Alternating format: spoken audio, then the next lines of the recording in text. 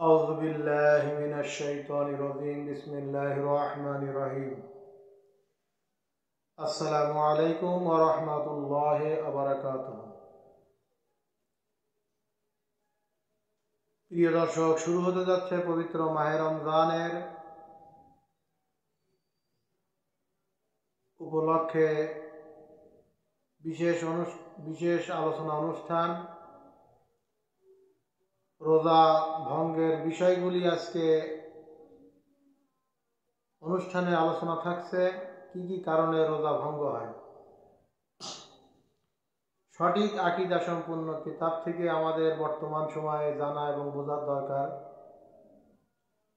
বর্তমান সময়ে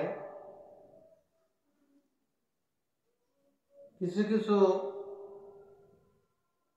ফাসেক আলেম তারা এমনভাবে মানুষকে বিভ্রান্তি করতেছে, সাধারণ মানুষ খুবই ক্ষতিগ্রস্তর অন্তর্ভুক্ত হচ্ছে। এই জন্যে আমরা বর্তমান সময়ে পূর্ববর্তী যে সমগ্র আলেম রব্বানি ছিল, নায়েবে রসুল, তাদের সঠিক আকীদা সম্পূর্ণ 4 মাযহাব বিশিষ্ট যে সমস্ত আলেমগণ ছিল, তাদের লিখিত কিতাব থেকে আমরা জানার বোঝার চেষ্টা করব। তাহলে আশা করি আমরা বিভ্রান্তিতে পড়ব না। আর যদি কেউ অন্য বাতিল পথের অনুসরণ করে, সেটা তার ব্যক্তিগত বিষয়। আল্লাহ পাক প্রত্যেক ইমানদারদেরকে হেফাজত করুন। আমি আপনাদের সামনে আজকে আলোচনা করব জগৎ বিখ্যাত আলেম আল্লামা রুহুল আমিন হুজুর রহমাতুল্লাহের লিখিত কিতাব নামাজ শিক্ষা। এই নামাজ শিক্ষাকে মুদাল্লাল নামাজ শিক্ষাতে রূপান্তরিত করা হয়েছে। আল্লামা রুহুল আমিন হুজুর রহমাতুল্লাহের, যিনি জগৎ বিখ্যাত আলেম, আমরা সকলেই তার অধিকাংশ মানুষই তাকে চিনি জানি, যিনি ফুরফুরার আবু বকর সিদ্দিকী আল কুরাইশি রহমাতুল্লাহের একজন প্রধান খলিফা। বসিরহাট আমিনিয়া যেখানে শুয়ে আছেন, যার নামে বাংলাদেশে বহুত আলিয়া মাদ্রাসা, আমিনিয়া মাদ্রাসা প্রতিষ্ঠিত হয়েছে। ফুরফুরা হুজুরের সিদ্দিকিয়া নামে অবহিত হয়েছে। আবু বকর সিদ্দিকী আল কুরাইশি রহমাতুল্লাহ আলাইহি তার অনুমোদনে যে সংখ্যক কিতাব উনি লিখেছেন, তারই থেকে আমি আলোচনা করার সবসময় চেষ্টা করি। আর সারসিনার প্রকাশিত কিছু কিতাব থেকে আমি কোরআন হাদিস ভিত্তিক কিছু আলোচনা করার চেষ্টা করি। এছাড়া আমি খুব চিন্তা ভাবনা করেই বর্তমান সময়ে বাতিল আকীদা সম্পন্ন যারা আলেমে রব্বানি নয়, তাদের কিতাব সচরাচর পড়ি না।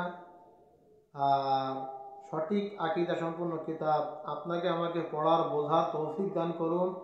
আল্লাহ রাব্বুল আলামিনের দরবারে যেন আমরা সঠিক আকীদা সম্পন্ন কিতাবের উপর আমল করতে পারি, এবং যদি আমাদের জীবন দৈনন্দিন পথে ভুল ত্রুটি হয়ে থাকে, আল্লাহ তাআলা মহান ক্ষমতার মালিক, তিনি মাফকারী, ক্ষমাকারী। আসেন শোনা যায়। রোজা ভঙ্গের বিষয়গুলো মুদাল্লাল নামাজ শিক্ষার মধ্যে উনি তুলে ধরেছেন 2য় খণ্ডের মধ্যে। যে ব্যক্তি স্বেচ্ছায় পানাহার করে, তার রোজা ভঙ্গ হইয়া যাইবে। 2 নম্বর, যে ব্যক্তি স্বেচ্ছায় ওষুধ কিংবা কোনো তামাক আদি পান করে, তার রোজা ভঙ্গ হইয়া যাইবে। 3 নম্বরে, স্বেচ্ছায় যদি কোনো ব্যক্তি স্ত্রী সঙ্গম করে, তাহলে তার রোজা ভঙ্গ হইয়া যাইবে। এই কার্যগুলিতে কাজা এবং কাফারা ওয়াজিব হইবে। তারপরে আসেন 4 নম্বরে, নাকে এবং কানের মধ্যে ঔষধ প্রদান করা হইলে যাতে মাথার মধ্যে বা পেটের মধ্যে পৌঁছাইয়া যায়, সেই এরকম হলে রোজা তার ভঙ্গ হইয়া যাইবে। 5 নম্বর, কারোর পেটে আহত হয়েছে কিংবা মাথায় জখম হয়েছে, এইরূপ ওষুধ লাগানো যাহা মাথায় কিংবা পেটের ভিতরে প্রবেশ করে, তার রোজা ভঙ্গ হয়ে যাইবে। 6 নম্বরে কুলি করার সময় অনিচ্ছা সত্ত্বেও পানি গিলিয়া ফেলিলে তার রোজা ভঙ্গ হইয়া যাইবে। 7 নম্বরে স্বেচ্ছায় মুখ ভরিয়া বমি করাইলে তার রোজা ভঙ্গ হইয়া যাইবে। 8 নম্বরে কঙ্কর অথবা এইরূপ কোনো অখাদ্য বা ঘৃণিত বস্তু গিলিয়া ফেলিলে তার রোজা ভঙ্গ হইয়া যাইবে। 9 নম্বরে রাত্র মনে করিয়া এখনো সিয়ারির সময় আছে এই মনে করিয়া প্রভাতে সিয়ারি করিলে তার রোজা ভঙ্গ হইয়া যাইবে।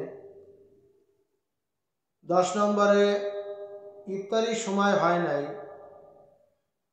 সন্ধ্যা হয়ে গেছে এই মনে করে যদি কেউ ইফতারি করে তাহলে তার রোজা ভঙ্গ হইয়া যাবে। কারণ আমাদের অনেকের সময় দেখা যায় আকাশে মেঘাচ্ছন্ন ভাব, বর্ষার সময়, এমন সময় অনেক সময় বোঝা যায় না, গ্রামগঞ্জে বোঝা যায় না। এখন তো আল্লাহ রহমতে অনেক বহুত জায়গায় বহুত মসজিদ প্রতিষ্ঠিত হয়েছে।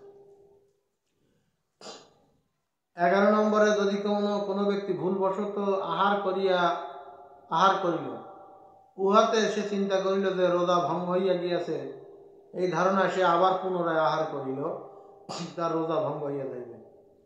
12 নম্বরে জবরদস্তিভাবে পানাহার করিলে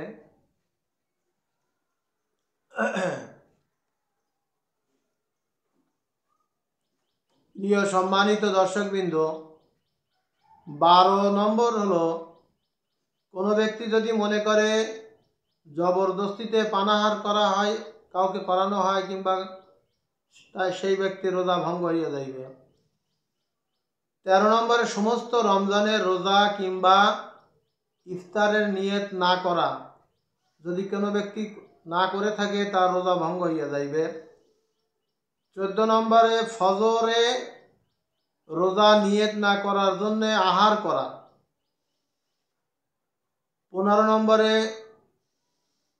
কোনো ব্যক্তির গলার ভেতরে যদি বৃষ্টির পানি বা বরফ প্রবেশ করানো হয়, খুব রোদের তাপমাত্রা, খুব পিপাসিত অবস্থায় এখন এই মুহূর্তে তার বৃষ্টির পানি কিংবা বরফ তার গলার মধ্যে প্রবেশ করানো হয় তার শীতলতা অবলম্বন করার জন্য, তাহলে তার রোজা ভাঙিয়া যাইবে।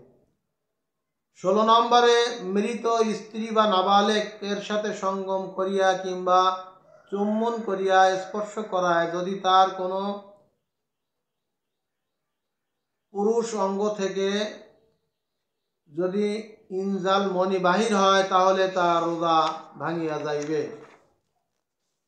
আল্লাহ রাব্বুল আলামিন এর উপরে আমাদেরকে কবুল করার, আল্লাহ রাব্বুল আলামিন আমাদেরকে কবুল করুক, যেন আমরা সঠিক আকীদা সম্পন্নর উপরে থাকতে পারি এবং রোজা ভঙ্গের যে কারণগুলো শুনলাম আমরা যেন এর উপরে সঠিকভাবে আমল করতে পারি।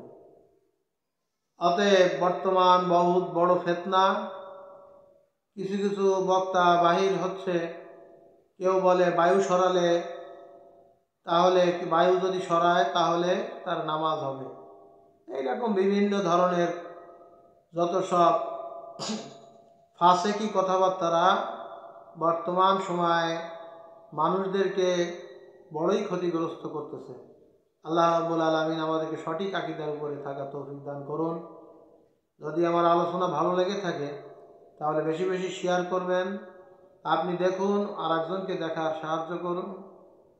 দেখার জন্য সহযোগিতা করুন। দোজাহানের অশেষ নেকি হাসিল করুন। আসসালামু আলাইকুম ওয়া রাহমাতুল্লাহি ওয়া বারাকাতুহু।